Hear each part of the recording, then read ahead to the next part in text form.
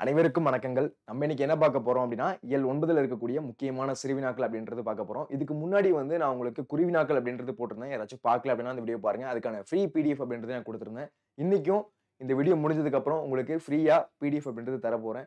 இதான் நம்ம சேனலுக்கு யாராச்சும் ஃபர்ஸ்ட் டைம் வந்திருக்கீங்க அப்படின்னா, சப்ஸ்கிரைப் பண்ணல அப்படின்னா சப்ஸ்கிரைப் பண்ணி வச்சுக்கோங்க. அப்பதான் இந்த மாதிரி போடக்கூடிய வீடியோஸ் அப்படின்றது நோட்டிஃபிகேஷன் வரும். லைக் பண்ணல அப்படின்னா லைக் ஒண்ணு தட்டி விட்டுருங்க. இன்னைக்கு நம்ம என்ன பார்க்க போறோம் அப்படின்னா, இயல் 9ல இருக்கக்கூடிய சிறுவினாக்கள் அப்படின்றது பார்க்க போறோம். அதுக்கடுத்து நெடுவினாக்கள், அதுக்கப்புறம் 7, 8, 7, 6, 5 அப்படின்றது ஃபுல்லா அப்படியே ரிவைஸ்ல இருந்து என்ன பண்ண போறோம் அப்படின்னா, நம்ம ஃபுல்லா ரிவிஷன் பண்ண போறோம். அத முடிச்சுட்டு அதுக்கப்புறம் வந்து ஒரு ஃபுல்லா மாரத்தான் ரிவிஷன் மாதிரி அப்படின்றது கண்டக்ட் பண்ண போறோம். இத ஃபுல்லா நீங்க வாட்ச் பண்ணி இருக்கக்கூடிய பிடிஎஃப்லாம் டவுன்லோட் பண்ணி வச்சுக்கிட்டீங்க அப்படின்னா போதும். கண்டிப்பா சொல்றேன். தமிழ்ல 95+ அப்படின்றது ஈஸியா எடுக்கலாம். நான் 1 மார்க் வந்து உங்களுக்கு என்ன பண்ணலாம் அப்படின்னு இருக்கேன் அப்படின்னா, லைவ்ல வந்து உங்களுக்கு டிஸ்கஸ் பண்றேன். அதுக்கப்புறம் வந்து இன்சைட் 1 மார்க் கண்டிப்பா வரேன். ஓகேங்களா? இன்சைட் 1 மார்க் வந்து கண்டிப்பா நான் உங்கள்ட்ட இன்டராக்ட் பண்ணி என்ன பண்ணலாம் அப்படின்னா, அதையும் நம்ம வந்து பார்க்கலாம். இப்போதைக்கு நம்ம வந்து அதிகமா மார்க் எடுக்கக்கூடிய பகுதியை வந்து ஃபுல்லா கவர் பண்ணிடுவோம். அதுக்கப்புறம் என்ன பண்ணலாம் அப்படின்னா, அந்த 1 மார்க் அதெல்லாம் கொஞ்சம் முடிச்சிடலாம். சரிங்களா? சரி. இன்னைக்கு நம்ம என்ன பார்க்கலாம் அப்படின்னா, சிறுவினாக்கள் அப்படின்றது பார்க்க போறோம். பார்ப்போம். அதுக்கு முன்னாடி ஒரு முக்கியமான அப்டேட். நான் இப்ப சொல்லக்கூடிய எல்லா கன்டென்ட்டும் ஓகேங்களா? அந்த சிறுவினாக்கள் கூடிய ஒரு 5 வினாக்கள் அப்படின்றது இருக்குது. அது எல்லாத்தையும் என்ன பண்ணியிருக்கேன் அப்படின்னா, ஒரு பிடிஎஃப்பா போட்டு உங்களுக்கு டிஸ்கிரிப்ஷன்ல லிங்கா இருக்கு. ஓகேங்களா? யாருக்கெல்லாம் வந்து அந்த பிடிஎஃப் வேணும்? சார், நீங்க நடத்துறது வந்து எனக்கு அப்படியே பிடிஎஃப்பா குடுங்க சார். நான் ரிவிஷன் இந்த வீடியோ முடிஞ்சதுக்கு அப்புறம் நான் கண்டிப்பா படிச்சு புரிஞ்சுக்கிறேன். ஏன் அப்படின்னா, நான் நெறைய பிக்சரும் வச்சிருக்கேன். உங்களுக்கு படிக்கும்போது கொஞ்சம் எளிமையா இருக்கும். நீங்க ஃபர்ஸ்ட் நீங்க டவுன்லோட் பண்ணி பார்த்தீங்க அப்படின்னா, என்னடா அது ஒண்ணுமே புரியல அப்படின்ற மாரி இருக்கும். இந்த வீடியோ முடிஞ்சதுக்கு அப்புறம் நீங்க டவுன்லோட் பண்ணிட்டு அத படிச்சீங்க அப்படின்னா, ரொம்ப எளிமையா புரியும். ஈஸியா மனப்பாடம் ஆகும். ஒரு ரிவிஷன் மட்டும் பண்ணா போதும். ஈஸியா வந்து உங்களால ரிவைஸ் பண்ணிக்க முடியும். அதனால வந்து கண்டிப்பா பப்ளிக் எக்ஸாம்ல 95+ எடுக்கணும்னு நினைக்கக்கூடிய எல்லாருக்கிட்டயும் இந்த ஒரு பிடிஎஃப் அப்படின்றது இருக்கணும். அதனால கண்டிப்பா டவுன்லோட் பண்ணிக்கோங்க. இதே மாரி ஒரு ஒரு வீடியோலயும் நான் பிடிஎஃப் அப்படின்றது ஃப்ரீயா குடுக்க போறேன். யாருக்கெல்லாம் வேணுமோ டிஸ்கிரிப்ஷன் லிங்க் இருக்கு. செக் பண்ணி பாருங்க. அதுக்கடுத்து நெடுவினாக்கள் இருக்கு. 7, 8, 7, 6, 5, 4, 3, 2, 1 அப்படின்னு வந்து என்ன பண்ண போறோம் அப்படின்னா, கம்ப்ளீட்டா முடிக்க போறோம். சரிங்களா? சரிப்பா. இப்ப நம்ம என்ன ஃபர்ஸ்ட் கொஸ்டின் பாருங்க. இயல் 9ல இருக்கக்கூடிய சிறுவினாக்கள் அப்படின்றது பார்க்க போறோம். சித்தாளின் மனச்சுமைகள் செங்கற்கள் அறியாது இடஞ்சுட்டி பொருள் விளக்குக அப்படின்னு ஒரு கொஸ்டின். இந்த கொஸ்டின் பாத்தீங்க அப்படின்னா அடிக்கடி கேட்கக்கூடிய ஒரு வினா. இந்த இடஞ்சுட்டி பொருள் விளக்குக கொஸ்டின் வந்து சும்மா கேட்கக்கூடிய ஒரு கொஸ்டின். அதாவது வந்து நம்மளோட நான் ப்ரீவியஸ் கொஸ்டின் கண்டிப்பா நான் வந்து அனலைசிஸ் பண்ணேன். அதே மாதிரி உங்களோட ரிவிஷன் எக்ஸாம் கொஸ்டினும் அனலைசிஸ் பண்ணேன். அப்படி பண்ணும்போது ஒரு சில ஏரியால இருந்து கொஸ்டின் அப்படின்றது அடிக்கடி கேட்கறாங்க. எது பாத்தீங்கன்னு வச்சுக்கோங்களேன், இந்த இடஞ்சுட்டி பொருள் விளக்குக, அணி இந்த மாதிரி இருக்கக்கூடிய பகுதியில இருந்து கண்டிப்பா வினாக்கள் அப்படின்றது கண்டிப்பா இருக்கு. ஓகேங்களா? அதனால இந்த மாதிரி கொஸ்டின் இருக்கு. இதெல்லாம் நம்ம வந்து மொத்தமா தேடி எடுத்தனாலே ஒரு 6, 7 கொஸ்டின் தான் கிடைக்கும். இந்த மாதிரி இடஞ்சுட்டி பொருள் விளக்குக கொஸ்டின். இது எல்லாத்தையும் நீங்க வந்து வரிசையா படிச்சு வச்சுக்கிட்டீங்க அப்படின்னா ஒரு கொஸ்டின் அப்படின்றது ஈஸியா அட்டெண்ட் பண்ணலாம். அப்போ நம்ம படிக்கும்போது என்ன பண்ணணும் அப்படின்னா, இந்த மாதிரி தான் பிளான் பண்ணிக்கணும். ஓகே, இதுல இருந்து ஒரு கொஸ்டின் நம்ம எழுதிடலாம். இந்த மாதிரி கேட்டா இதுல இருந்து எழுதிடலாம். அந்த மாதிரி பிளான் பண்ணி படிச்சீங்க அப்படின்னா ஈஸியா தட்டி தூக்கிட்டு போயிட்டே இருக்கலாம் 90+. ஓகேங்களா? அதனால இந்த மாதிரி வினாக்கள் வருது அப்படின்னா, அத கொஞ்சம் டைம் எடுத்து அதுல என்ன சொல்ல வராங்க, அதுல என்ன கருத்து இருக்கு, அதுல என்ன இடத்தை எழுதணும், அதுல என்ன பொருள் எழுதணும், அதுல என்ன விளக்கம் எழுதணும் அப்படின்றது எல்லாத்தையும் அக்கு வேற ஆணி வேற பிரிச்சு படிச்சீங்க அப்படின்னா ஈஸியா வந்து ஸ்கோர் பண்ணலாம். சரிங்களா? சரி. இப்போதைக்கு நான் வந்து இந்த ஒரு கொஸ்டினை எக்ஸ்பிளைன் பண்ண போறேன். ரொம்ப ஈஸியா இருக்கக்கூடிய ஒரு கேள்வி. ரொம்ப வந்து மனச உருக்குற மாதிரி இருக்கக்கூடிய ஒரு கேள்வி. என்ன சொல்ல வராங்க அப்படின்றத நம்ம பார்க்கலாம். இடஞ்சுட்டி பொருள் விளக்குக. சரிங்களா? ஓகே.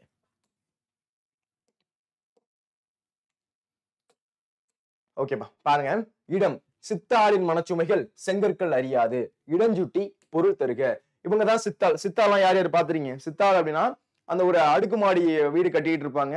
அங்க வந்து கொத்தனார் இருப்பாங்க. அதுக்கப்புறம் சித்தாள் அப்படின்னு சொல்லும்போது என்ன பண்ணுவாங்க அப்படின்னா, அந்த மண்ண வந்து கிளறி அந்த கொண்டு போய் கொட்டுறது. இல்ல அப்படின்னா செங்கல் இருக்குல்ல, அந்த செங்கல் இருக்குல்ல, அத ஃபுல்லா தலையில வந்து அடுக்கியிருப்பாங்க. அந்த தலைப்பாகைய வச்சுட்டு அதுல ஃபுல்லா அடுக்கியிருப்பாங்க.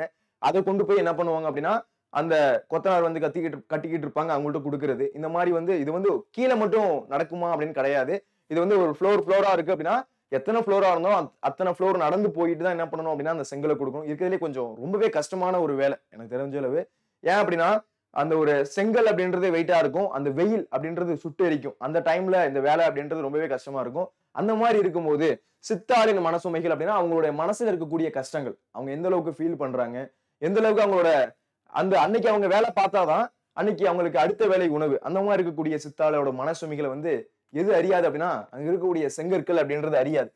செங்கற்கள் அப்படின்றது அறியாது அப்படின்றத நாகூர் ரூமி ரொம்ப அழகா வந்து நம்ம இதுவரையும் இந்த கண்ணோட்டத்துலலாம் எதையுமே பார்த்திருக்க மாட்டோம். நார்மலா எல்லா இடத்துலயும் டிராவல் பண்ணுவோம். நார்மலா வேலை பார்க்குறாங்க அப்படின்ற ஒரு கண்ணோட்டத்தோட போயிருவோம். ஆனா, நாகூர் ரூமி சில இருக்கக்கூடிய இந்த கலைஞர்கள் தான் என்ன பண்றாங்க, இந்த கவிஞர்கள் தான் என்ன பண்றாங்க அப்படின்னா, இந்த மாரி யாருமே பார்க்காத ஒரு விஷயத்த போய் பார்த்து, அத வந்து எடுக்குறாங்க. அது வந்து ரொம்பவே நமக்கு பிரமிப்பூட்டுற மாரி இருக்கு. அப்போ நாகூர் ரூமி தான் இந்த சித்தாளின் செங்கற்கள் மனசுமைகள் செங்கற்கள் அறியாது அப்படின்ற ஒரு பாடலை எழுதினது நாகூர் ரூமி. ஓகேங்களா? அப்ப பாருங்க இடத்துல என்ன எழுதணும் அப்படின்னா, நாகூர் ரூமி அவர்கள் எழுதிய சித்தாளு என்ற கவிதை இந்த வரி இடம்பெற்றுள்ளது. இந்த வரி அப்படின்றது எங்க இருக்கு அப்படின்னா, நாகூர் ரூமி எழுதிய சித்தாளு அப்படின்னு சொல்லக்கூடிய ஒரு கவிதை. எல்லாரும் வந்து இயல் 9ல இருக்கக்கூடிய அந்த கவிதையை நீங்க படிச்சுக்கலாம். அதை படிக்கும் போதே வந்து மனசு வந்து கஷ்டமா இருக்கும். அவங்க வந்து எப்படி எல்லாம் கஷ்டப்படுறாங்க. நம்ம வந்து எப்பயுமே வந்து படிக்கும் போது சும்மா வந்து அந்த மார்க்குக்காக படிக்க கூடாது. அந்த எப்பயுமே நான் சொல்லுவேன், அது உணர்வுபூர்வமா போய் அதை அணுகணும். அப்பதான் வந்து நமக்கும் மறக்காது. அது அதோட அந்த உணர்வுபூர்வமா இருக்கும்போது தான் வந்து ஈஸியாவும் இருக்கும். ஓகேங்களா? அந்த மாதிரி இருக்கும்போது நாகூர் ரூமி அவர்கள் எழுதிய சித்தாளு யார் எழுதுனது அப்படின்னா நாகூர் ரூமி. சரிங்களா? இந்த பாயிண்ட் அப்படின்றது ரொம்ப முக்கியம். நாகூர் ரூமி அவர்கள் எழுதிய சித்தாளு என்ற கவிதையில் இந்த வரி இடம்பெற்றுள்ளது. எந்த வரி சார் அப்படின்னா, சித்தாளின் மனசுமைகள் செங்கற்கள் அறியாது அப்படின்னு சொல்லக்கூடிய இந்த வரிகள் எங்க இருக்கு அப்படின்னா, நாகூர் ரூமி எழுதிய சித்தாளு அப்படின்னு சொல்லக்கூடிய கவிதையில இந்த வரி அப்படின்றது இடம்பெற்றுள்ளது அப்படின்றது நீங்க ஃபர்ஸ்ட் பாயிண்டா எழுதணும். இது எதுல எழுதணும் சார் அப்படின்னா, இது இடம் அப்படின்றத எழுதணும். சரிங்களா? அப்போ இது இடம் அப்படின்றது எழுதணும். அதுக்கு அடுத்து பொருள் அப்படின்றத பாருங்க. அதுக்கு அடுத்து பொருள். ஏன்னா கொஸ்டின் என்ன கேட்டுறாங்க, இடம் சுட்டி பொருள் விளக்கம் தருக. அப்போ இடம் எழுதணும், பொருள் எழுதணும், விளக்கம் அப்படின்றது எழுதணும். பொருள் அப்படின்றது பாருங்க, கட்டிடங்கள் உருவாக்குவதற்கு காரணமான சித்தாளின் மனச்சுமைகளை செங்கற்கள் அறிவதில்லை. கரெக்ட் தானே? அது நார்மலா அறியாது. ஏன் அப்படின்னா அது வந்து அந்த உயிரற்ற பொருள். ஓகேங்களா? அதை வந்து அவரோட வியூல வந்து இந்த மாதிரி சொல்றாரு, சித்தாளோட மனசுமைகளை அந்த செங்கற்கள் என்னைக்குமே தெரியாது. அந்த மாதிரி வந்து அவரோட வியூல நாகூர் ரூமியோட கண்ணோட்டத்துல அவர் கண் வழியா அந்த மாதிரி பாக்குறாரு. அதை வந்து இதுல சொல்றாரு, கட்டிடங்கள் உருவாக்குவதற்கு காரணமான சித்தாளின் மனச்சுமைகளை செங்கற்கள் என்னைக்குமே என்ன பண்ணாது அப்படின்னா அறிஞ்சிக்காது அப்படின்றத இங்க வந்து பொருளை வந்து சொல்றாரு. விளக்கத்துல பாருங்களேன், கற்களை சுமந்தால் மட்டும்தான் அடுத்த வேளை உணவு என்ற நிலையில் இருக்கும். சித்தாளின் மனச்சுமையினை செங்கற்கள் அறிவதில்லை என்று சித்தாளின் மனவேதனையை புலப்படுத்துகிறார் நாகூர் ரூமி. அப்போ இந்த மாதிரி வந்து அவங்களோட அந்த கற்கள் இருக்குல்ல, அந்த செங்கற்கள் இருக்குல்ல, அதை சுமந்தா மட்டும்தான், அந்த கற்களை சுமந்தா மட்டும்தான் அடுத்த வேளை உணவு. இல்ல அப்படின்னா உங்களுக்கு அடுத்த வேலை பட்டினி தான். ஏன் அப்படின்னா உங்கள்ட்ட காசு இருக்காது. அன்னன்னைக்கே சம்பாரிச்சு அன்னன்னைக்கே சாப்பிடக்கூடிய ஒரு குடும்பம் அந்த மாதிரி இருக்கக்கூடிய ரொம்ப வந்து அந்த மாதிரி கஷ்டப்படுறவங்க தான் என்ன பண்றாங்க அப்படின்னா இந்த மாதிரி சித்தாள் இந்த மாதிரி வேலை பார்க்கறவங்க அந்த மாதிரி இருக்கக்கூடியப்போ கற்களை சுமந்தா மட்டும்தான் அந்த கற்கள் இருக்குல்ல, இந்த இருக்கக்கூடிய அந்த கற்கள் இருக்குல்ல, அந்த கற்களை வந்து அவங்க சுமந்தா மட்டும்தான் என்ன இருக்கும் அப்படின்னா அடுத்த வேளை உணவு, அடுத்த வேளை சாப்பாட்டுக்கே நினைச்சு பார்க்க முடியும். இல்ல அப்படின்னா அடுத்த வேளை சாப்பாடு அப்படின்றதே கஷ்டமா இருக்கும். அந்த அளவுக்கு வந்து இருக்கக்கூடிய ஒரு ஏழ்மை நிலையில இருக்கக்கூடியவங்க என்ன அப்படின்னா அந்த சித்தாளு அவங்க வந்து அந்த செங்கலை சுமந்தா மட்டும்தான் அடுத்த வேளை உணவு அப்படின்றது கிடைக்கும். அப்ப கற்களை சுமந்தால் மட்டும்தான் அடுத்த வேளை உணவு என்ற நிலையில் இருக்கும் சித்தாளின் மனச்சுமை. அவங்களோட மனச்சுமை இருக்குல்ல, இந்த மாதிரி அவங்களோட கஷ்டம், நம்ம வந்து இன்னைக்கு வேலை பார்த்தாதான் நமக்கு சோறு, அந்த மாதிரி இருக்கக்கூடிய அந்த மனச்சுமைகளை என்னைக்குமே செங்கற்களுக்கு தெரியாது அப்படின்றத அந்த மன வேதனையை யாரு புலப்படுத்துறா அப்படின்னா நாகூர் ரூமி அவரு புலப்படுத்துறாரு. இது வந்து இது வரைக்கும் யாருமே சொல்லுங்களேன், இந்த மாதிரி வந்து நம்ம எல்லாரையும் பார்த்திருப்போம். ஆனா என்னைக்காச்சும் அந்த நாகூர் ரூமி அவர்களோட கண்களால பார்த்தோமா அப்படின்னு கேட்டோம் அப்படின்னா கிடையாது. அவரோட கண்களால பார்க்கும்போது இந்த கவிதை அப்படின்றது ரொம்பவே அழகா இருக்கு, ரொம்பவே வந்து எளிமையா இருக்கு. இதை வந்து நீங்க எழுதுனீங்க அப்படின்னா உங்களுக்கு சிறு நாட்கள்ல ஃபுல் மார்க் கிடைக்கும். முக்கியமா எழுத வேண்டியது என்ன அப்படின்னா இடம் பொருள் விளக்கம், இது மூணுத்தையும் நீங்க தெளிவா எழுதணும். அதுல சார் இதுல உங்களுக்கு ஒரு குழப்பம் வரலாம், சார் இந்த இடம் பொருள் விளக்கம் என்னோட புக்ல என்னோட கைட்ல வந்து கொஞ்சம் வேற மாதிரி இருக்கு அப்படின்னா ஓகே, அது ஆனா கண்டென்ட் இதான். ஓகேங்களா? இதுதான் வந்து அதோட ஸ்ட்ரக்சர், இதான் அதோட கண்டென்ட். ஓகேங்களா? இது கரெக்டா இருக்கா, இந்த இடம் பொருள் விளக்கம் கொடுத்திருக்காங்களா, தெளிவா கொடுத்திருக்காங்களா அப்படின்றத மட்டும் பாருங்க. கரெக்டா இருக்கு அப்படின்னா அதையே நீங்க படிச்சுக்கலாம். ரைட்டா மாடிஃபிகேஷன் இருக்கும், ஒரு கைடுக்குமே வந்து வேற மாதிரி இருக்கும். கரெக்டான தகுந்த இடம் பொருள் விளக்கம் இருக்கா அப்படின்றத மட்டும் பாருங்க. இருந்துச்சு அப்படின்னா அதையே எழுதுங்க, ஃபுல் மார்க் அப்படின்றது கிடைக்கும். இந்த ஒரு வினா அப்படின்றது உங்களுக்கு புரிஞ்சிருக்கும். சித்தாளின் மனச்சுமைகள் செங்கற்கள் அறியாது, இடம் சுட்டி பொருள் தருக. இடம் நாகூர் ரூமி அவர்கள் எழுதிய சித்தாளு என்ற கவிதையில் இந்த வரி இடம்பெற்றுள்ளது. கட்டிடங்கள் உருவாக்குவதற்கு காரணமான சித்தாளின் மனச்சுமைகளை செங்கற்கள் அறிவதில்லை. கற்களை சுமந்தால் மட்டும்தான் அடுத்த வேளை உணவு என்ற நிலையில் இருக்கும் சித்தாளின் மனச்சுமையினை செங்கற்கள் அறிவதில்லை என்று சித்தாளின் மனவேதனையை புலப்படுத்துகிறார் நாகூர் ரூமி. இப்பவே இந்த கொஸ்டினை படிச்சிருங்க. ரொம்ப ஈஸியா இருக்கக்கூடிய ஒரு கேள்வி, எளிமையா இருக்கக்கூடிய ஒரு கேள்வி, பப்ளிக் எக்ஸாம்ல கேட்டாலும் எழுத தெரியணும். சரிங்களா? அப்போ இடம் பொருள் விளக்கம் இது மூணுத்தையும் நீங்க எழுதணும். சரிங்களா? ஓகே, அடுத்து போலாமா? அடுத்த கேள்வி போலாமா? ஓகேப்பா.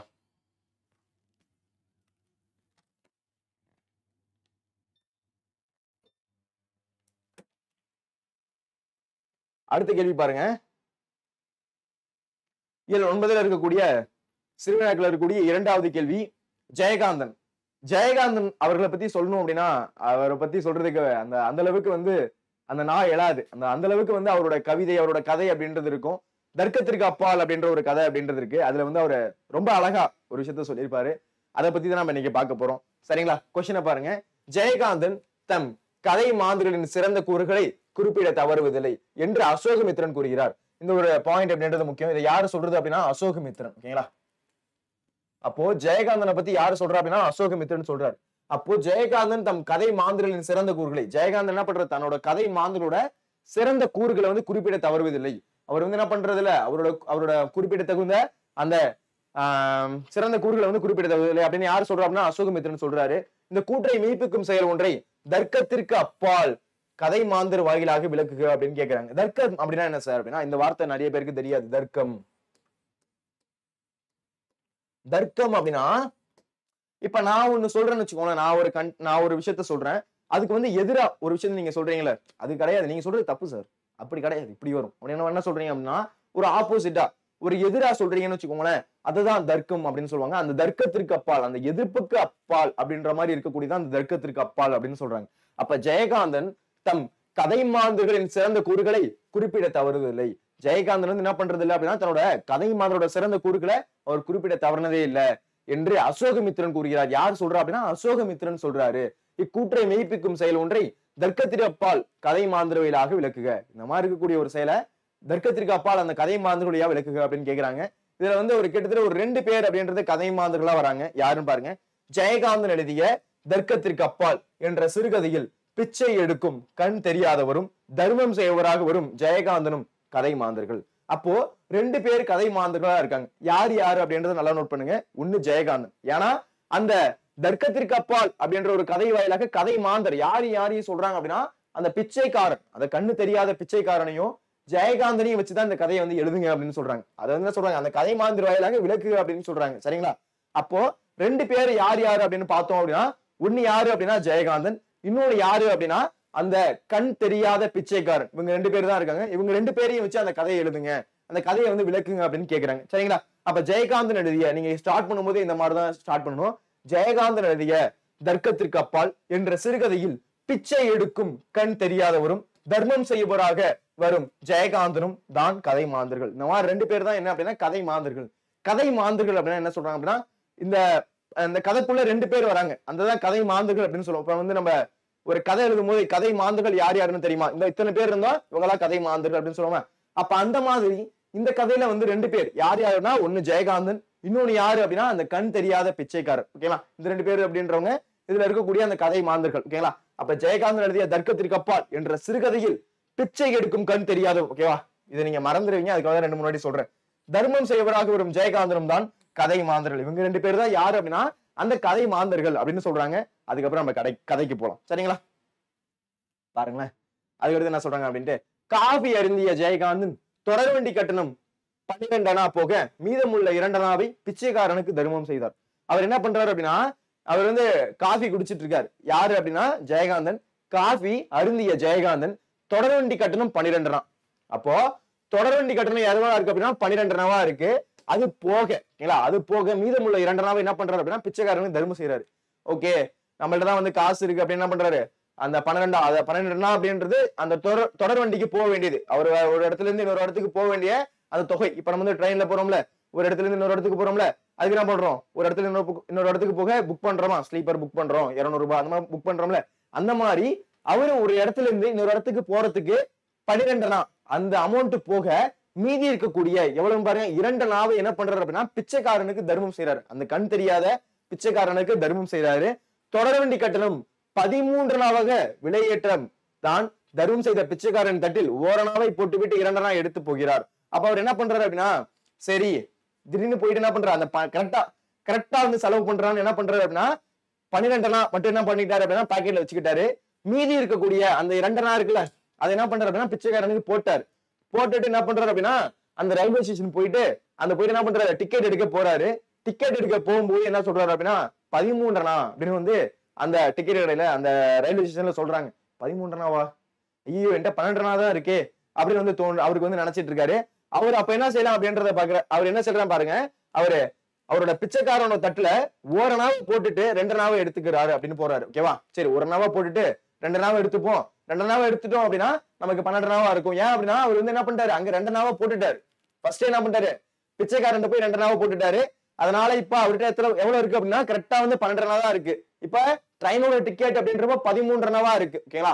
அப்போ போயிட்டு நம்ம வந்து என்ன பண்ணலாம் அப்படின்னா 2 நாவை போட்டுட்டு ஒரு 1 நாவை எடுத்துட்டோம் அப்படின்னா நமக்கு கரெக்டா டிக்கெட் காசு 13 நாவா வந்துரும் அப்படின்றதுக்காக போயிட்டு பிச்சைக்காரன் தட்டுல போடலாமா இல்ல வேணாமா, போடலாமா வேணாமா அப்படின்ற மாதிரி செஞ்சுக்கிட்டு இருக்காரு. ஓகேங்களா? அப்ப பாருங்க, சாமி இதுதானுங்களா தர்மம், குருடனை ஏமாத்தாதே என்று பிச்சைக்காரன் சொன்னதும் 3 நாவையும் தர்மம் செய்துவிட்டு அடுத்து தொடர வேண்டிய நிலையம் வரை நடந்து செல்கிறார்.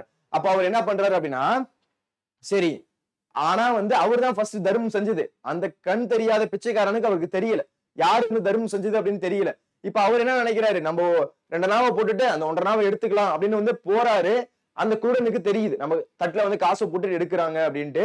அப்ப அந்த கண் தெரியாத குருடன் என்ன சொல்றாரு அப்படின்னா, நீங்க செய்தது தர்மமா, இந்த பிச்சைக்காரனை போய் ஏமாத்துறீங்களே அப்படின்னு வந்து அவர் சொல்றாரு. இவருக்கு டக்குன்னு வந்து தூக்கி வாரி போட்டுருச்சு. ஐயோ என்னடா அந்த மாதிரி சொல்றாரு அப்படின்ட்டு என்ன பண்றாரு அப்படின்னா அந்த 3 நாவும் போட்டுறாரு. கடைசியா போய் என்ன பண்றாரு, 2 நாள் போட்டுட்டு அந்த 1 நாள் எடுத்துக்கலாம் அப்படின்னு பார்த்தாரு. அப்ப எல்லா காசையும் போட்டாரு, அந்த 3 நாள் அப்படின்றத போட்டாரு. அந்த மாதிரி போட்டதுக்கு அப்புறம் அவர்கிட்ட காசு இல்ல ட்ரெயினுக்கு. அப்புறம் என்ன பண்றாரு அப்படின்னா அடுத்த தொடர் வண்டி நிலையம் வரை, ஏன் அப்படின்னா இப்ப ஒரு ஸ்டேஷன்ல இருந்து அடுத்த ஸ்டேஷன் வரையும் எவ்வளவு இருக்கும் அப்படின்னு வச்சுக்கோங்களேன். இப்ப எக்ஸாம்பிளுக்கு 5 ரூபா அப்படின்னா இப்ப உங்கள்ட்ட காசு இல்லை அப்படின்னா அடுத்த ஸ்டேஷன் போய் ஏறினீங்க அப்படின்னா அந்த 5 ரூபா அப்படின்றது கம்மியா இருக்கும். எக்ஸாம்பிளுக்கு சொல்றேன். ஓகேங்களா? அந்த மாதிரி என்ன பண்றாரு அப்படின்னா அடுத்த தொடர் வண்டி நிலையம் வரை என்ன பண்றாரு அப்படின்னா அவர் கால்நடையா நடந்து போறாரு. அவர் ஏற்கனவே செல்லவிருந்த தொடர் வண்டி விபத்துக்குள்ளானது. இந்த ஒரு விஷயம் அப்படின்றத பாருங்களேன். இப்போ அவர் அந்த இடத்துல தர்மம் செஞ்சுட்டாரு. தர்மம் செஞ்சுட்டு வந்துட்டாரு. வந்து அந்த ட்ரெயின் ஏற முடியல. ஏன் அப்படின்னா அதோட விலை அப்படின்றது 13 அண்ணாவா இருக்கு. ஓகேங்களா? அப்ப அவரால் ஏற முடியல. ஏற முடியாம வந்து என்ன பண்றாரு அப்படின்னா அடுத்த ஸ்டேஷன், அடுத்த ரயில் நிலையம் வரை என்ன பண்றாரு அப்படின்னா அவர் நடந்து போறாரு. அப்படி நடந்து போகிறப்ப அப்பதான் அவருக்கு தெரிய வருது என்ன அப்படின்னா நான் செல்லவிருந்த அந்த 13 அண்ணாவா வந்து கொடுத்து அந்த ஒரு ட்ரெயின்ல போயிருந்தாருன்னு வச்சுக்கோங்களேன். அப்ப என்ன ஆயிருக்கும் அப்படின்னா அவருக்கு ஆக்சிடென்ட் ஆயிருக்கும். ஏன் அப்படின்னா அந்த ஒரு ட்ரெயின் ஆக்சிடென்ட் ஆயிடுச்சு, அந்த ஒரு ரயில் விபத்துக்குள்ளாயிடுச்சு. அப்பதான் அவருக்கு தோணுது நம்ம தர்மம் செஞ்ச அந்த காசு தான் நம்மளை காப்பாத்துனுச்சோ, நம்ம தர்மம் தான் நம்மளை காப்பாத்துனுச்சோ அப்படின்னு நினைக்கிறார். அதுதான் தான் செய்த தர்மம் தான் விபத்திலிருந்து தப்பிக்க காரணமா என்று தர்க்கத்திற்கு அப்பாற்பட்ட சிந்தனையை வெளிப்படுத்துகிறார் ஜெயகாந்தன். நல்லா இருக்குல்ல? அப்போ நான் செஞ்ச தர்மம் தான் என்ன காப்பாத்துனுச்சோ அப்படின்னு வந்து அந்த தர்க்கத்துக்கு அப்பால், அந்த ஒரு முரண்பாடுக்கு அப்பால் வந்து யோசிக்கிறாரு.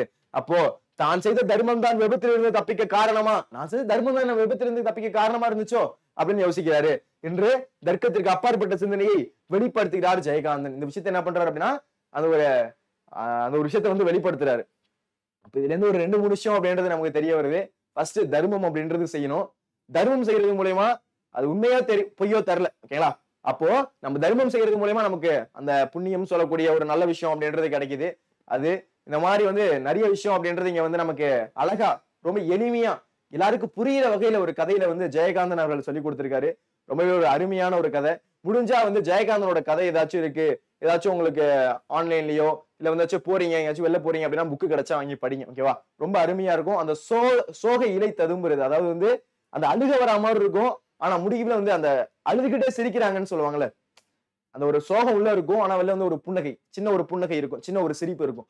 அந்த மாதிரி இருக்கக்கூடிய கதை. ஓகேங்களா? நீங்க யூடியூப்ல போட்டீங்க அப்படின்னாலுமே பார்க்கலாம். நான் நிறைய வந்து அவரோட கதை அப்படின்றது கேட்பேன். சும்மா வந்து நைட்டு தூக்கம் வரல அப்படின்னா அந்த பாட்டை அவரோட அந்த கதையை வச்சுட்டு சும்மா வந்து அப்படி கேட்டுட்டே இருக்கலாம். ரொம்ப அருமையா இருக்கும். அந்த முடிஞ்சா வந்து ஜெயகாந்தன் கதையை அவர்கள் கேட்டு பாருங்க. அந்த ஒரு மாதிரி கதை வந்து அந்த ஒரு மாதிரி வித்தியாசமா இருக்கும். அவரோட எண்ண ஓட்டம் அப்படின்றது எல்லாருக்கும் வந்து இங்க நினைக்கிறதுனா அடுத்து வெளில வருது. அந்த மாதிரி தான் வந்து அவரோட எண்ண ஓட்டம் அப்படின்றது டிஃப்ரெண்டா இருக்கும். நீங்க முடிஞ்சா ட்ரை பண்ணி பாருங்க. ஓகேங்களா? சரி, அப்போ இதுதான் அந்த வினா. ரொம்ப வந்து எளிமையா இருக்கக்கூடிய ஒரு வினா. ஓகேங்களா? சும்மா அந்த கதை மாதிரி உங்களுக்கு தெரியணும். ஓகேங்களா? 12 வந்து என்ன பண்றாரு அப்படின்னா வச்சுக்கிறாரு, 2 நாவா போடுறாரு. கடைசியில பார்த்தா அந்த ட்ரெயினோட விலை அப்படின்றது 13 நாவா இருக்கு. சரி, ஒரு நாவ போட்டுட்டு நம்ம காசு எடுத்துக்கலாம் அப்படின்னு போறாரு. அந்த குருடனுக்கு வந்து தெரிஞ்சிருது, ஐயோ இவன் வந்து நம்ம ஆனா அவருக்கு தெரியல, ஃபர்ஸ்ட் போட்டது அவரு தான் தர்மம் செஞ்சாரு, திரும்பி அவரு தான் எடுக்கிறாரு அப்படின்னு அந்த குருடனுக்கு தெரியல. ஏன் அப்படின்னா அவருக்கு கண் தெரியல. அப்ப என்ன பண்றது, இந்த மாதிரி நீங்க செய்யறது நியாயமா, ஒரு பிச்சைக்காரன் போய் நீங்க எடுக்கிறீங்களே இது உங்களுக்கு நியாயமா அப்படின்னு வந்து அந்த பிச்சைக்காரன் கேட்கிறான். அப்ப அவருக்கு தாங்க முடியல, ஐயோ அப்படின்னு சொல்லிட்டு அந்த ஒரு பதட்டம் அந்த மாதிரி சொல்லிட்டாரு. என்ன பண்றாரு, எல்லா காசையும் டக்குன்னு போட்டுறாரு. அந்த 3 நாவா அப்படியே மொத்தமா போட்டுறாரு. தர்மம் செஞ்சுட்டு என்ன பண்றாரு அப்படின்னா அடுத்த ரயில்வே ஸ்டேஷன், அடுத்த ரயில் நிலையம் மாதிரி என்ன பண்றாரு அப்படின்னா கால்நடை நடந்து போறாரு. அப்படி போறப்பதான் ஒரு விஷயத்தை கேள்விப்படுறாரு. இந்த மாதிரி வந்து நான் செல்ல வேண்டியிருந்த அந்த ட்ரெயின் விபத்துக்குள்ளாயிடுச்சு அப்படின்றத கேள்விப்படுறாரு. அதை கேட்டதும் தான் நான் செஞ்ச தர்மம் தான் என்ன காப்பாத்தி இருக்குமோ அப்படின்ற ஒரு யோசனை அப்படின்றதோட அப்படியே போயிட்டு இருக்காரு. இது வந்து ஒரு அருமையான கதை. அந்த மாதிரி வந்து ரொம்ப எளிமையான ஒரு கதை. ஓகேங்களா? சூப்பரா இருந்துச்சு. சரிங்களா? ஓகேப்பா. இது நீங்க எழுதுனீங்க அப்படின்னா உங்களுக்கு ஃபுல் மார்க் அப்படின்றது கொடுப்பாங்க. ஓகேங்களா? ஓகே, மறுபடியும் சொல்றேன். இந்த கதை வந்து இதேதான் மைய கருத்து. ஓகேங்களா? இதான் கதை. ஆனா உங்களோட கைட்ல கொஞ்சம் டிஃப்ரெண்டா இருக்கலாம், இல்ல கொஞ்சம் மாடுலேஷனா இருக்கலாம். ஓகே, ஒன்னும் ப்ராப்ளம் இல்ல. கதையோட மைய கருத்து இதுதான். ஓகேவா? 2 3 5 3 2 5. ஓகேங்களா? அது மாதிரிதான், ஒரே மாதிரிதான் இருக்கும். இந்த சாயல் இருக்கும், இதே கதை தான் இருக்கும். கொஞ்சம் வார்த்தைகள் மேம்படலாம், இல்ல கொஞ்சம் ஏதாச்சும் எக்ஸ்ட்ரா வார்த்தைகள் வந்து கொடுக்கலாம். ஆனா மினிமம் இது எழுதி இருக்கணும். சரிங்களா? சரிப்பா, அடுத்து போலாமா? சரி, இது ஒரு முக்கியமான ஒரு மனசை உருக்கக்கூடியது. நான் எப்பயுமே வந்து அந்த இயல் 9 நான் எப்பயுமே தமிழ் படிக்கும் போது இயல் 9 கடைசி வரும்போது அந்த ஒரு மாதிரி எப்படி இருக்கும் அப்படின்னா மனசே அமைதியாயிரும். எனக்கு ஏன் அப்படின்னு தெரியல. இந்த ஒரு இயல் படிக்கும் போது, இந்த இயல்ல கடைசி இருக்கக்கூடிய இந்த பகுதியை படிக்கும் போது, அதுவே அந்த பாட்டை படிச்சுட்டு நான் அந்த பொருளை படிப்பேன். ஒரு வாட்டி அந்த ஒரு பாட்டையும் படிச்சுட்டு ஒரு பொருளையும் படிக்கும் போது அப்படியே மனசு வந்து ஒரு அமைதியா இருக்கும். ஏன் அப்படின்னா அவர் அந்த வீரமாமுனிவர், இந்த தேமாமுனிவர் சொல்லக்கூடிய விஷயம் அப்படின்றது கொஞ்சம் டிஃப்ரெண்டா இருக்கும். கொஞ்சம் நமக்கே கொஞ்சம் அப்பாற்பட்டு இருக்க மாதிரி இருக்கும். ஓகேங்களா? நீங்க வந்து அந்த மார்க்குன்னு போய் படிக்காதீங்க. தயவு செஞ்சு சொல்றேன் மறுபடியும். புரிஞ்சுக்க ட்ரை பண்ணுங்க. உண்மையிலே அந்த கதைக்குள்ள என்ட்ராக ட்ரை பண்ணுங்க. அது ரொம்ப அருமையா இருக்கும். இப்போ வந்து எக்ஸாம்பிளுக்கு பொன்மலை பொழிந்தது அப்படின்னு வச்சுக்கோங்களேன். பொன்மலை பொழிந்தது அப்படின்னு வந்து படிக்க கூடாது. பொன்மலை பொழிந்தது அப்படின்னா பொன்மலை பொழிஞ்ச அப்படி இருக்கும். பொன்மலை அப்படின்னா அந்த இருக்கக்கூடிய தங்க நகைகள், தங்க ஆபரணங்கள் மலை பொழிஞ்சா அப்படி இருக்கும். அதை அப்படியே விஷுவலைஸ் பண்ணணும். தங்க ஆறு ஓடுனுச்சு அப்படின்னா தங்க ஆறு ஓடுனா அப்படி இருக்கும். அப்போ இந்த மாதிரி நீங்க இன்வால்வ் ஆகி இந்த மாதிரி அந்த கதைக்குள்ளேயே என்ட்ராகி நீங்க படிச்சீங்க அப்படின்னா அப்படி நீங்க படிக்கும்போது, நான் எப்பயுமே வந்து படிக்கும் போதோ இல்ல கதை சொல்லும் போது நான் உங்களுக்கு இப்படிதான் சொல்லுவேன். நான் தான் வந்து அந்த ஜெயகாந்தன், நீங்க தான் வந்து அந்த கதை மாந்தர்கள், இப்படிலாம் நான் வந்து சொல்லுவேன். அதே மாதிரியே எந்த ஒரு கதை படிச்சாலும் சரி, இல்ல எந்த ஒரு விஷயம் நீங்க என்ட்ரானாலும் சரி, அந்த கதைக்குள்ளேயே என்ட்ராயணும். நீங்க அந்த கதை மாந்திரா உள்ள போயிட்டீங்க அப்படின்னா ரொம்பவே அருமையா இருக்கும். அந்த ஃபீல் அப்படின்றது உங்களுக்கு கிடைக்கும். சரிங்களா? இல்ல அப்படின்னா அந்த மார்க்குக்காக படிக்கிறோம், கடமைக்காக படிக்கிறோம் அப்படின்ற மாதிரி இருக்கும். தயவு செஞ்சு அந்த மார்க் அப்படின்னு ஓடாதீங்க. நான் இன்னைக்கு கத்துக்கிட்டேன், நான் இன்னைக்கு புரிஞ்சுக்கிட்டேன், நான் இன்னைக்கு புதுசா ஒண்ணு கத்துருக்கேன் அப்படின்ற மாதிரி அந்த ஒரு கண்ணோட்டத்தோட போய் அணுகுங்க. மார்க் ஆட்டோமேட்டிக்கா வரும். சரிங்களாப்பா? சரி, அதுக்குன்னு வந்து அந்த பாயிண்ட்ஸ் எல்லாம் எழுதிடாதீங்க. பாயிண்ட்ஸ் அப்படின்றது கண்டிப்பா வேணும். சரிங்களா? சரி, இப்ப எவையெல்லாம் அறியேன் என்று கருணையன் கூறுகிறார். எவையெல்லாம் எனக்கு எதெல்லாம் தெரியாது அப்படின்னு கருணையன் சொல்றாரு அப்படின்றத பாருங்க. நான் உயிர் பிழைக்கும் வழி அறியேன். அதாவது அவங்க அம்மா இறந்துடுறாங்க. எலிசபெத் அம்மா வந்து அவங்க இறந்துடுறாங்க. அவங்க எலிசபெத் அம்மா இறந்ததுக்கு அப்புறம் இவருக்கு என்ன பண்றது அப்படின்றது தெரியல. அவங்க அம்மா வந்து இந்த மாதிரி கண்ணீரை ஒரு மாலை என பொழிந்தேன் அப்படின்ற ஒரு பாடல் இருக்கும். எனக்கு என்ன பண்றதுன்னே தெரியலையே அம்மா, நீ இந்த மாதிரி வந்து திடீர்னு இறந்துட்டியே அம்மா, இந்த காட்டுல எனக்கு வழி தெரியல அப்படின்ற மாதிரி வந்து அந்த சோகம் ரொம்ப அருமையா இருக்கும். இல்லைங்களா? அந்த மாதிரி நான் உயிர் பிழைக்கும் வழி அறியேன், இந்த மாதிரி வந்து கருணை வந்து ஃபீல் பண்றேன். என்ன பண்றதுன்னு தெரியலையே, நான் எப்படி உயிர் பிழைக்க போறேன். எல்லாருக்குமே வந்து அம்மா அப்படின்னா ரொம்ப பிடிக்கும். அப்படி இருக்கும்போது அவங்க அம்மா இறந்ததுக்கு அப்புறம் அவரோட நினைப்பு, அவரோட மைண்டு, அவரோட மனசு எப்படி இருக்கு அப்படின்றத பாருங்க.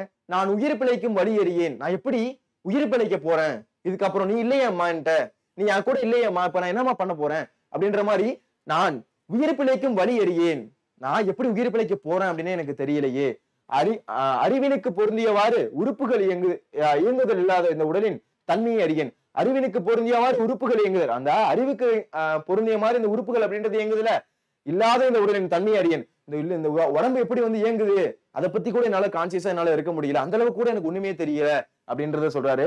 உடலுக்கு வேண்டிய உணவை தேடி கொணரும் வழிகளை அறியேன். இந்த உடலுக்கு சாப்பாடு அப்படின்றது வேலைக்கு தேவை. ரைட்டா? ஒரு மதிய வேலை வந்துச்சு அப்படின்னாலே நமக்கு பசிக்கும். காலையில வந்து ஒரு 10 மணியை தாண்டிடுச்சு அப்படின்னாலே பசிக்கும். ஓகேவா? அந்த மாதிரி உடலுக்கு வேண்டிய உணவை தேடி கொணரும். அப்ப என்னோட உடலுக்கு உணவு அப்படின்றது தேவை. அந்த உணவை தேடி கொணரும் அப்படின்னா அதை எனக்கு வேணும், அதை நான் சாப்பிடணும் அப்படின்ற மாதிரிதான் கொணரும் அப்படின்னு அர்த்தம். உடலுக்கு வேண்டிய உணவை தேடி கொணரும் வழிகளை அறியேன். எப்படி நான் வந்து சாப்பிட போறேன்னு தெரியல, எப்படி எனக்கான தேவையான உணவை நான் வந்து எடுத்துக்க போறேன்னு தெரியல அப்படின்ற மாதிரி என்ன பண்றாரு அப்படின்னா புலம்புறாரு. ஐயோ, இந்த மாதிரி வந்து அவங்க அம்மா இறந்ததுக்கு அப்புறம் இந்த அளவுக்கு ஃபீல் பண்ணிட்டு இருக்காரு. காட்டில் செல்வதற்கான வழிகளையும் அறியேன் என்று கருணையின் இந்த காடு, அவங்க அம்மா இறந்துட்டாங்க. அவங்க அம்மா இறந்ததுக்கு அப்புறம் அந்த மணி மாலைன்னு என்ன பண்றாரு அப்படின்னா ஒரு சொட்டு கண்ணீரை வந்து அந்த இடத்துல பொழிகிறாரு. அந்த இறுதி சடங்கெல்லாம் வந்து செய்யறாரு. செஞ்சு முடிச்சுட்டு என்ன பண்றாரு அப்படின்னா அவர் மட்டும் அழுகாம அந்த காடே சேர்ந்து அவருக்காக வந்து இணங்குற மாதிரி இருக்கக்கூடிய ஒரு கவிதை. ஓகேங்களா? அந்த மாதிரி காட்டில் செல்வதற்கான வழிகளையும் அறிய, இந்த காட்டுல எப்படி வந்து நான் போறேன், எப்படி நான் அந்த வழியை கண்டுபிடிச்சு நான் வெளில போறேன், அது கூட எனக்கு தெரியலையே, நான் என்ன பண்ண போறேன் அப்படின்னு வந்து என்ன பண்றாரு அப்படின்னா அழுகிறாரு. இந்த ஃபீல் அப்படின்றது ரொம்ப அந்த கதைக்குள்ள என்ட்ரானீங்க அப்படின்னா தெரியும். நான் உயிர் பிழைக்கும் வழி அறியேன், நான் எப்படி உயிர் பிழைக்க போறேன், எனக்கு என்ன பண்றதுன்னு தெரியலையே, நான் எப்படி வந்து இதுல உயிர் பிழைக்க போறேன், நான் உயிர் பிழைக்கும் வழி அறியேன், அறிவினுக்கு பொருந்தியவாறு உறுப்புகள் இயங்குதல் இல்லாத இந்த உடலின் தன்மை அறியேன். அறிவினுக்கு பொருந்தியவாறு உறுப்புகள் இயங்குதல் இல்லாத இந்த உடலின் தன்மை அறியேன். உடலுக்கு வேண்டிய உணவை தேடி கொணரும். இந்த உடலுக்கு வேண்டிய உணவை தேடி கொணரும் வழிகளை அறியேன். இந்த உடலுக்கு தேவையான உடலை அந்த உணவை தேடி போய் அடையக்கூடிய அந்த உணர்வு கூட எனக்கு இல்ல, அந்த வழி கூட எனக்கு தெரியல அப்படின்னு சொல்றாரு.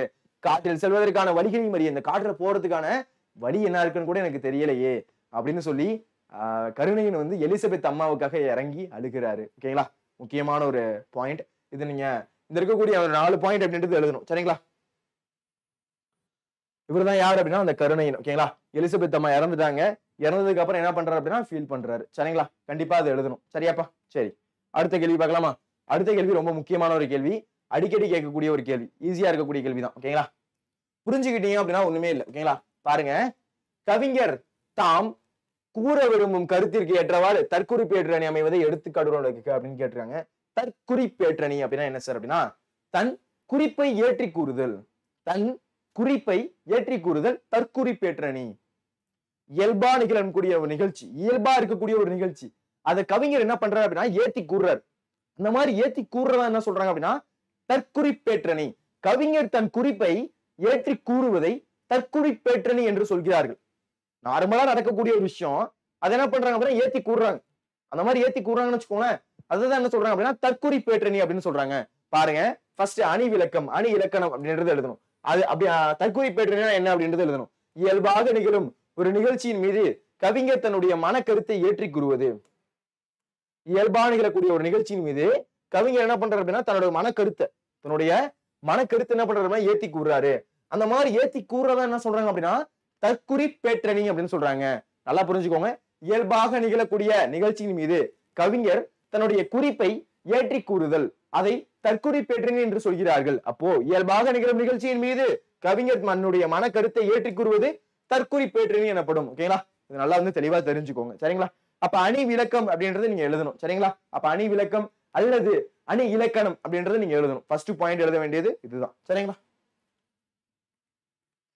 பாருங்க, இதான் எடுத்துக்காட்டு.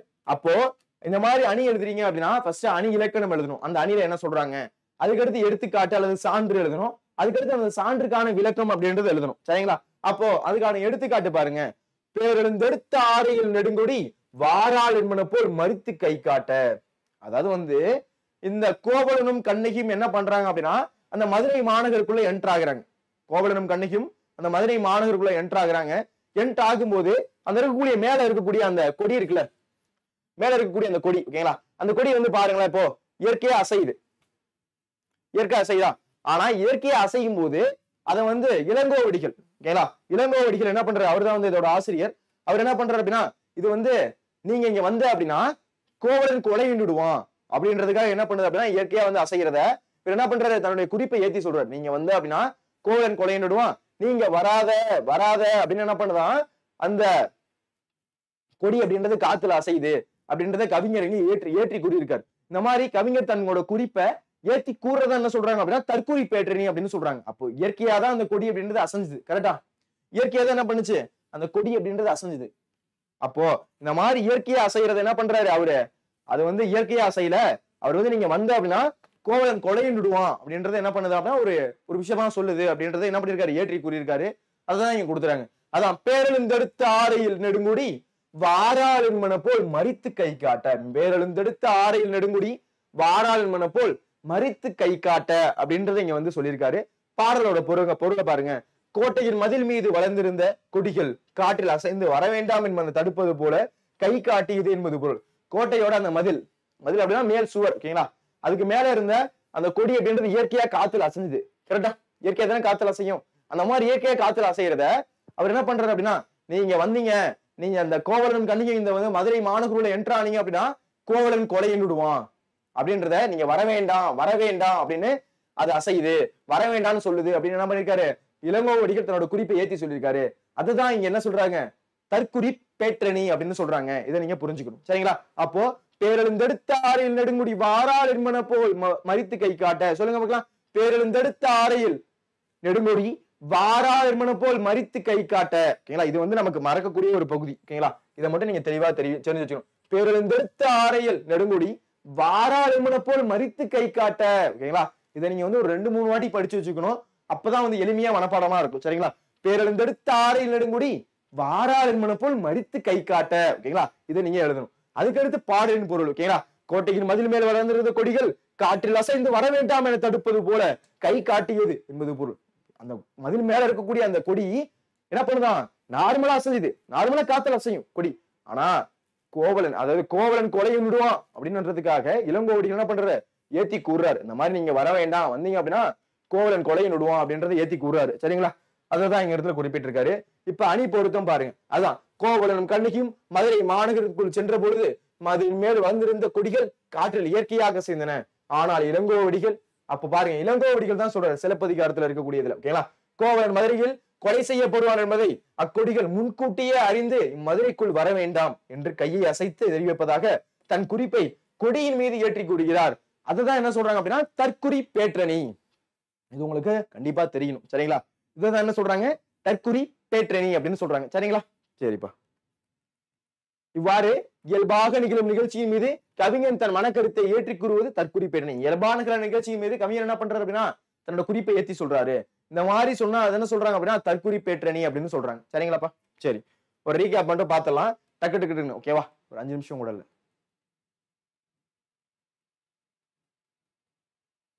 ஓகே ஓகே, மறுபடியும் சொல்றேன்.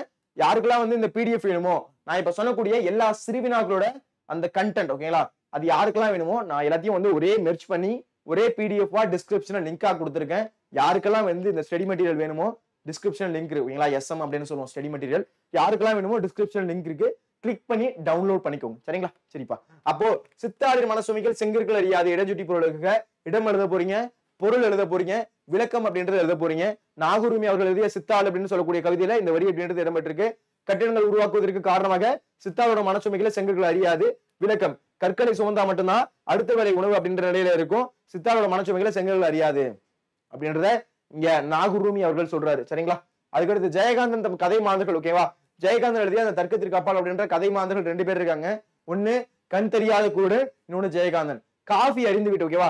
அந்த காஃபி அப்படின்றத குடிச்சிட்டு, ஓகேவா, இந்த காஃபி எல்லாம் குடிச்சிருக்க மாட்டாரு, சும்மா வந்து அந்த சும்மா பிக்சர் வச்சிருந்தோம். ஓகேவா? அந்த மாதிரி காஃபி அறிந்திய ஜெயகாந்தன் குடிச்சிட்டு என்ன பண்றாரு அப்படின்னா 12 வந்து என்ன பண்றாரு அப்படின்னா எடுத்து வச்சுக்கிறார். 12 வந்து எடுத்து வச்சுக்கிறாரு ட்ரெயினுக்காக. மீதி இருக்கக்கூடிய அந்த 2 என்ன பண்றாரு அப்படின்னா பிச்சைக்காரனுக்கு தர்மம் செஞ்சிடறாரு. போயிட்டு ரயில்வே ஸ்டேஷன்ல போய் கேட்கிறாரு, என்னங்க எவ்வளவுங்க டிக்கெட்டு என் ஊருக்கு போகணும் அப்படின்னா 13 அப்படின்ட்டு ரேட்டை ஏத்திட்டாங்க. இப்போ அவருக்கு என்ன பண்றதுன்னு தெரியல. ஐயோ இப்ப என்னடா பண்றதுன்னு தெரியல. சரி போய் என்ன பண்ணலாம்னா பிச்சைக்காரன்ட்ட அந்த தட்டுல வந்து 1 வந்து போட்டுட்டு 2 எடுத்துப்போம். ஏன்னா 2 போட்டிருக்காரு. இப்போ 1 போட்டுட்டு 2 எடுத்துக்கிட்டோம் அப்படின்னா நமக்கு 13 ஆயிடும் அப்படின்னு என்ன பண்றது, அந்த மாதிரி யோசிச்சுட்டு போறாரு. அந்த 1 போட போறாரு. 1 போட போகும்போது அந்த பிச்சைக்காரன் என்ன பண்றான் அப்படின்னா, சாமி நீங்க செய்யறது சரியா, இந்த இதுதானுங்களா தர்மம், இதா தர்மம், காசை போட்டு எடுக்கிறீங்களே இதாங்க தர்மம் அப்படின்னு வந்து கேட்கிறான். குருடனை ஏமாத்தாதே என்று பிச்சைக்காரன் சொன்னதும் 3 தர்மம் அவருக்கு வந்து ஒரு டக்குன்னு தூக்கி வாரி போட்டுருச்சு. நம்மதான் தர்மம் செஞ்சோம், தர்மத்தை எடுக்கிறது சரி கிடையாதுன்னு இந்த மாதிரி போட்ட உடனே என்ன பண்றாரு அப்படின்னா மறுபடியும் போயிட்டு அந்த 2 போட்டுட்டு மறுபடியும் அந்த 1 போட்டு வந்துடுறாரு. இப்ப என்ன பண்றதுன்னு தெரியலையே, இப்ப வச்சிருந்த அந்த 12 ஒரு 2 கம்மியாயிடுச்சு அப்படின்னு என்ன பண்றாரு, ஃபீல் பண்ணிட்டு என்ன பண்றாரு அப்படின்னா சரி ஓகே அப்படின்னு என்ன பண்றாரு, அடுத்த ரயில்வே ஸ்டேஷன் அடுத்த ரயில் நிலையம் வரையும் என்ன பண்றாரு அப்படின்னா நடந்து போறாரு. நடந்து போறப்போ ஒரு செய்தி கேட்கிறாரு. என்ன அப்படின்னா இந்த மாதிரி வந்து நீங்க போகவே இருந்த அந்த ட்ரெயின், அந்த ரயில் அப்படின்றது ஆக்சிடென்ட் ஆயிடுச்சு அப்படின்றது கேள்விப்படுறாரு. அப்பதான் நம்ம செஞ்ச தர்மம் தான் நம்மளை காப்பாத்துனுச்சோ, நம்ம செஞ்ச அந்த தர்மம் தான் நம்மளை காப்பாத்துனுச்சோ அப்படின்னு தர்க்கத்திற்கு அப்பால யோசிச்சுக்கிட்டு அவருடைய போயிட்டு இருக்காரு அப்படின்ற ஒரு கதை. எவையெல்லாம் அறியேன் என்று கருணையன் கூறுகிறார் அப்படின்னா தான் உயிர் பிழைக்கும் வழி அறியேன், நான் எப்படி உயிர் பிழைக்க போறேன் அப்படின்னே தெரியலையே, அறிவுக்கு பொருந்தியவாறு உறுப்புகள் இயங்குதல் இல்லாத இந்த உடலின் தன்மை அறியேன், அறிவுக்கு பொருந்தியவாறு இந்த உறுப்புகள் இயங்கக்கூடிய அதோட தன்மை அப்படின்றது எனக்கு தெரியலையே, உடலுக்கு வேண்டிய உணவை தேடி கொணரும் அது கூட எனக்கு தெரியலையே, காட்டில் செல்வதற்கான வழி தெரியலையே அப்படின்னு வந்து அவங்க அம்மா எலிசபெத் இறந்ததுக்கு அப்புறம் இந்த மாதிரிலாம் வந்து அவரோட மைண்ட்குள்ள ஓடிக்கிட்டு இருக்கு. ஓகேங்களா? இதை நீங்க எழுதணும். கவிஞர் தான் கூற விரும்பும் கருத்திற்கு ஏற்றவாறு தற்குறி பேற்றினை அமைத்து எழுதுக அப்படின்னு கேட்கிறாங்க. அணி இலக்கணம் அப்படின்றது அணி விளக்கம் அல்லது அணி இலக்கணம் அப்படின்றது எழுதணும். கவிஞர் இயல்பாக நிகழ்ச்சிக்கும் மீது கவிஞர் தன் குறிப்பை ஏற்றி கூறுவது தற்குறி பேற்றணி. அதுக்கடுத்து பாத்தீங்க அப்படின்னா அந்த எடுத்துக்காட்டு பேரெழுந்தெடுத்த ஆறில் நெடுங்குடி வாரார் என்பன போல் மரித்து கை காட்ட. நார்மலா அசைஞ்சது அந்த கொடி. ஆனா நார்மலா அசைஞ்ச அந்த கொடிய கவிஞர் என்ன பண்ற, இளங்கோவடிகள் சிலப்பதிகாரத்துல இருக்கக்கூடிய ஒரு கதை. ஓகேங்களா? அதனால இளங்கோவடிகள் அதோட ஆசிரியர், சிலப்பதிகாரத்தோட ஆசிரியர் இளங்கோவடிகள். அந்த மாதிரி இயற்கையா அசைஞ்சக்கூடிய அந்த கொடி என்ன பண்றது, கவிஞர் தன்னோட குறிப்பை ஏத்துறாரு. இங்க வந்தீங்க அப்படின்னா கோவலன் கண்ணகி இந்த மதுரை மானுக்குள்ள என்ட்ரானீங்க அப்படின்னா கோவலன் கொலையை நிடுவான் அப்படின்றது என்ன பண்றாரு அப்படின்னா அவர் எடுத்து கூறுறாரு. இதுதான் வந்து என்ன சொல்றாங்க அப்படின்னா இத தற்குறி பேற்றணி அப்படின்னு சொல்றாங்க. சரிங்களா, அதான் தற்குறி பேற்றணி. இந்த மதுரைக்குள் வர வேண்டாம் என்று கைகளை அசைத்து தெரிவிப்பதற்காக தன் குறிப்பை கொடியின் மீது ஏற்றி கூறுகிறார் அப்படின்னு சொல்லியிருக்காங்க. ஓகேவா, இதுதான் வந்து தற்குறி பேற்றணி அப்படின்னு சொல்றோம். சரிங்களா, சரி, முக்கியமான ஒரு அப்டேட். யாருக்கெல்லாம் இந்த பிடிஎஃப் அந்த மாதிரி வந்து ஸ்டடி மெட்டீரியல், பிடிஎஃப், எக்ஸாமோட அப்டேட்லாம் யாருக்கெல்லாம் வேணுமோ அவங்களுக்காக பிரத்யேகமாக நம்மளோட 10th மாணவர்களுக்காக ஒரு வாட்ஸ்அப் சேனல் அப்படின்றது ஆரம்பிச்சிருக்கோம். அதுல யார் யாரெல்லாம் வந்து ஜாயின் பண்ணணும்னு நினைக்கிறீங்களோ அதுக்கான லிங்க் அப்படின்றது டிஸ்கிரிப்ஷன்ல இருக்கு. ஓகேங்களா, கண்டிப்பா ஸ்டடி மெட்டீரியலுக்கு வரும். அதுக்கப்புறம் வந்து அந்த டெய்லி ஸ்டடி பிளான் வரும். அதுக்கப்புறம் ஏதாச்சும் எக்ஸாம் அப்டேட் அப்படின்னா அது வரும். இந்த மாதிரி யாருக்கெல்லாம் வந்து அப்டேட் வேணும் சார், எனக்கு பிடிஎஃப் வேணும் சார் அப்படின்னு யாருக்கெல்லாம் நினைக்கிறீங்களோ டிஸ்கிரிப்ஷன்ல வாட்ஸ்அப் சேனலுக்கான லிங்க் அப்படின்றது இருக்கு. கிளிக் பண்ணி ஜாயின் பண்ணிக்கோங்க. கண்டிப்பா எக்ஸாமுக்கு யூஸ்ஃபுல்லா இருக்கும். சரிங்களா, சரிப்பா. ஓகே, இந்த வீடியோ உங்களுக்கு பிடிச்சிருக்கு அப்படின்னா ஒரு லைக் ஒன்று தட்டி விடுங்க. உங்க ஃப்ரெண்ட்ஸுக்கு இந்த வீடியோவை கண்டிப்பா ஷேர் பண்ணுங்க. இது போன்ற யூஸ்ஃபுல்லான வீடியோஸ்க்கு நம்ம சேனலை ஃபாலோ சப்ஸ்கிரைப் பண்ணுங்க. உங்களுக்கான ஒரு விஷயம் என்ன அப்படின்னா கண்டிப்பா இந்த பிடிஎஃப் எல்லாரும் டவுன்லோட் பண்ணி படிங்க. குருவினாக்கள் இதான் சார் நடுவில் வந்து இந்த வீடியோ பாக்குறேன் அப்படின்னா குருவினாக்கள் வீடியோ பார்க்கல அப்படின்னா குருவினாக்கள் வீடியோ போடுங்க. ரொம்ப கம்மியான டைம்ல தான் போட்டிருக்கேன். அந்த வீடியோ பார்த்துட்டு அதுல இருக்கக்கூடிய பிடிஎஃப் டவுன்லோட் பண்ணுங்க. இப்பல இருந்து வந்து பிடிஎஃப் கலெக்ட் பண்ண ஆரம்பிங்க. ஃபுல்லா வந்து கடைசி டைம்ல ரிவிஷன் பண்றதுக்கு ரொம்ப யூஸ்ஃபுல்லா இருக்கும். அதுக்கப்புறம் நான் வந்து உங்களுக்கு நடத்த வேண்டியது என்ன அப்படின்னா 1 மார்க் மறுபடியும் ரிவிஷன் பண்ணணும். அதுக்கப்புறம் கிரியேட்டிவ் 1 மார்க் நடத்தணும். ஓகேங்களா, சரி, இதை வந்து நம்ம பார்த்துடலாம். ஓகேவா, சரிப்பா. சப்ஸ்கிரைப் பண்ணல அப்படின்னா சப்ஸ்கிரைப் பண்ணிக்கோங்க. லைக் பண்ணல அப்படின்னா லைக் ஒன்று தட்டி விட்டுருங்க. சரிங்களா, சரிப்பா. இதே மாதிரி அடுத்த வீடியோல சந்திக்கலாம். பிடிஎஃப் டவுன்லோட் பண்ணிக்கோங்க, படிங்க, ரிவிஷன் பண்ணிட்டே இருங்க. டைம் கிடைக்கிறப்பலாம் வந்து தமிழை படிங்க. தமிழ் வந்து எளிமையா தான் இருக்கும், திடீர்னு மறக்க ஆரம்பிக்கும். அதனால வந்து தமிழ் வந்து நிறைய வாட்டி திரும்ப திரும்ப திரும்ப படிங்க. நிறைய வீடியோஸ் பாருங்க. ஓகேவா, சரிப்பா. நன்றி, வணக்கம்.